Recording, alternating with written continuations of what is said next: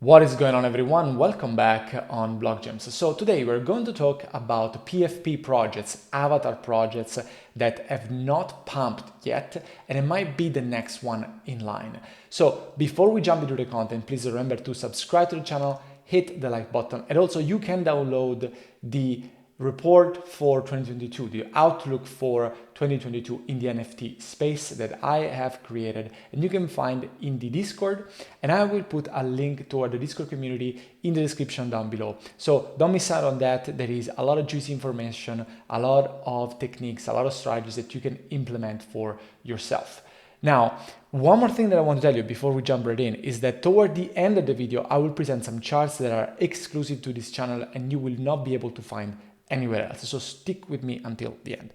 Now, in the past few videos, we have talked about the fact that the mutants and the Bored Apes in general, the blue chips, have been pumping, and we have been predicting this fairly accurately. And we've also been saying that a correction was due. And we have also timed that quite accurately. If you want to go ahead and fact check me, you can look at some of my past videos. 3 videos ago, 4 videos ago, we were mentioning specifically this point, that these blue chips here had become very, very rich already, and there was so much risk in entering a trade at that price level.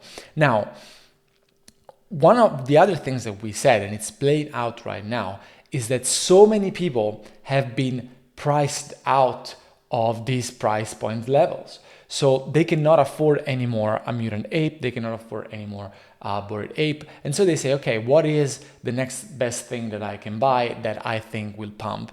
And so money flew toward doodles. Cool cats are already, can be defined as a blue chip, so they basically are more into this first wave rather than the second wave. But the doodles represent the best example of a semi-blue chip that has been gathering a lot of money recently because of what we have been mentioning on this channel so far. Now, the question is now, what are the next collections in line? And of course, I don't have a specific answer to that, but I think that there are some names that could act as probable candidates, and this could be the Sapducks, this could be the Pudgy Penguins, this could be the Lazy Lions and the Dogipons. And I want to talk about these two latter examples, the Lazy Lions and the Dogipons, so that you can do a little bit of research based on the things that I will mention in this video. And so one of the things that I want to discuss, starting from the narrative, is that so basically the main narrative here, guys, is that Coinbase is opening an NFT marketplace. And so many of these OG NFT collections managed to strike a deal with Coinbase, managed to have a partnership with Coinbase. And so it is expected, at least it is expected, that they will be listed on the marketplace designed and created by Coinbase. So this will mean a lot of new and fresh capital flowing into the NFT space, and some of these collections that could receive this capital could be indeed the Lazy Lions, the Dogipons, etc. And the Lazy Lions published this article where they say, okay, we were able to create that partnership.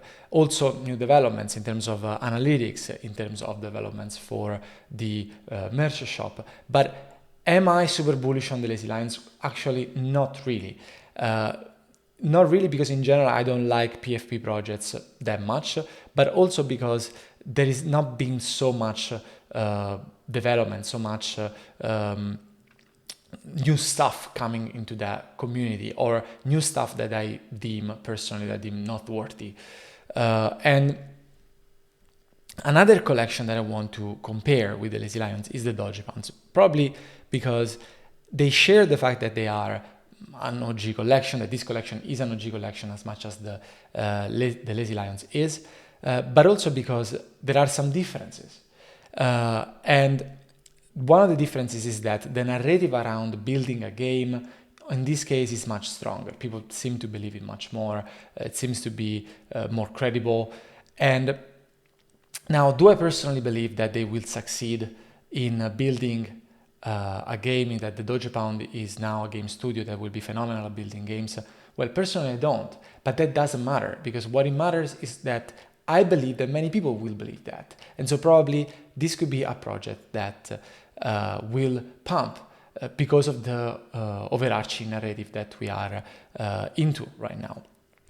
Now, let's go and look at the more quantitative data. One of the things that I want to say is that, of course, everything that I'm presenting will be linked in the description down below so that you can conduct your own researches. And I wanted to look at this chart, and I have several charts actually to present to you guys, but I want to start from this chart because here we see that the sentiment for the Lazy Lion is not that great. We are entering a trend that, at least in the immediate short term, is not that bullish. People are accepting offers. This pink here means that so many people are willing to accept an offer rather than transacting at the buy now price. It means that if the item in question was listed at 2 Ether and they're receiving an offer for, say, 1.6, 1.7, they are accepting that offer because they want to have their exit liquidity. So this is an indication that sentiment is not that great. Now, if we go and look at how the percentage of items that are listed, we are 16, 17%, which now we will see that in comparison with collections of similar nature and similar price tags is not that great. Now, when it comes to the distribution, we are at basically 50% of unique wallet ownership.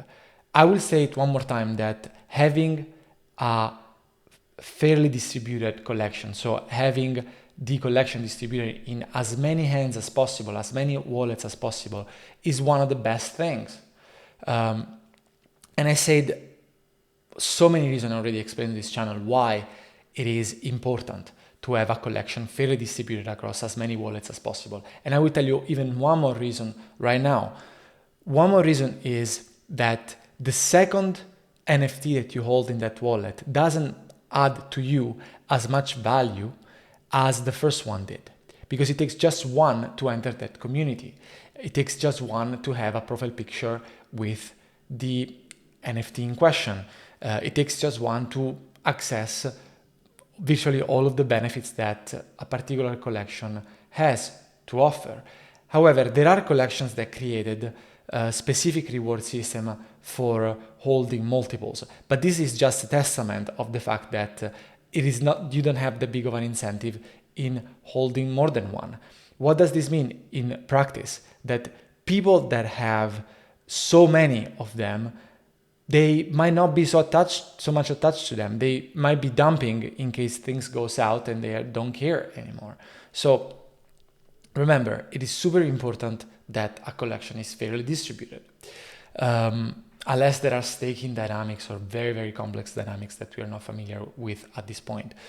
Now, when we look at the Doge Pound, we see a fairly different picture.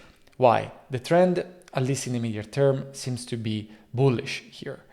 People are not accepting that frequently offers, but they tend to sell at spot buys. They tend to sell at the buy now price. Look at the difference in listed. We're talking about 10% here. We're talking about 16, 17% for the other collection. Unique wallet ownership is higher, which represents robustness, which signifies more robustness. Of course, the price tag is also higher, 2.1 versus 1.5. Now, let's go to the charts that are unique to this channel.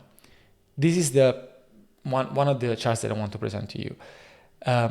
These charts relates price in Ether versus rarity score. So what we are doing here is that we are taking out a picture of the market behavior of people that are listing and people that are transacting. So we are saying at which price point with the blue dots are people transacting at for a given rarity score. Conversely, for the listing price, at which price point are people listing at versus the rarity score. And of course, it's logic, it's natural that people will tend to list at a higher price whenever the rarity score is higher. If they know they own a rare entry, they're going to list at a higher price, and they're going to also transact at a higher price. So rarity and price are more or less correlated, as you can see here. Now, one of the things you want to see to identify, to understand sentiment, is sort of the difference for a given rarity level, the difference between the price at which people are transacting at and the price at which people are listing at. Why? Because if people are listing their assets at a price point that is very similar, very close to the price point at which people are transacting at, it means that the people that are listing are very motivated sellers, are sellers that want to have their exit liquidity. And here for the Doji Pounds, we are seeing that people want to strike a good deal for them. They say, you know what, I know that people are transacting for this rarity level more or less at 2 Ether, not 2.2, but I can wait. I can wait for a good buyer that falls in love with the art of the picture or whatever the story is. And I don't need to have that money right now. So I think that the item has value, more value than what the market is saying. So I'm listing at a higher price. If we draw the same chart for the Lazy Lions, completely different picture. Let me zoom in a little bit so that you guys can see more clearly. These are the red dots are the listings. So people have no problem in listing at the same price of the transaction points. Okay. On top of that, you can see that this curve is very flat. It doesn't correlate that sharply as this one does. People here, as the rarity increase, tend to list at a higher price and to sell at a higher price. But here, there is somewhat that type of behavior. Maybe if I remove the listing, it's a little bit more clear, that as the rarity increases, more or less transactions tend to increase in price. But it's not that steep of a curve.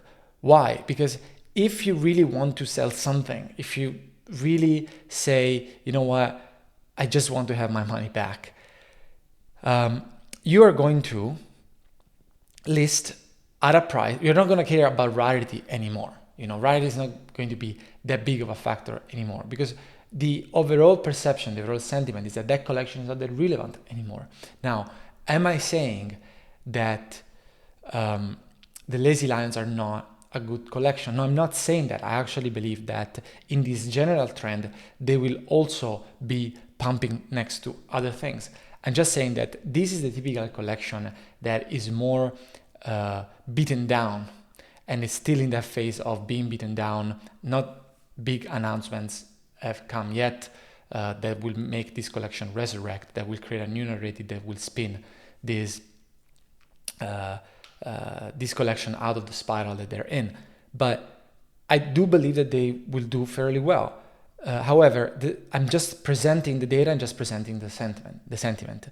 Now, in general, and I want to be very clear, none of this is investment advice. And on top of that, I don't like PFP collections as investments in the first place. And here's why, guys. If a project is presenting itself as an NFT avatar collections, as a series of images saved on the Ethereum blockchain, that is what they're selling to you. If instead, on the other hand, a project is presenting itself as an application, as a game in the first place, they are selling to you something else. They're selling to you a token that is a means for an end, that is a tool to access lots of benefits, lots of utility for the application or for the game. But these collections haven't really started that way. They started as a collection of avatars. So they don't really resonate with me, because I've always understood NFTs either as artworks or as utility tools. With that being said, guys, I hope you liked this video. I hope you enjoyed this content, and hope it was helpful for you to make your own research. Please go ahead and download the report in the announcement section of the Discord community, and also remember to subscribe to the channel and hit the like button. Thank you very much for your time, and I'll see you in the next video. Ciao, ciao.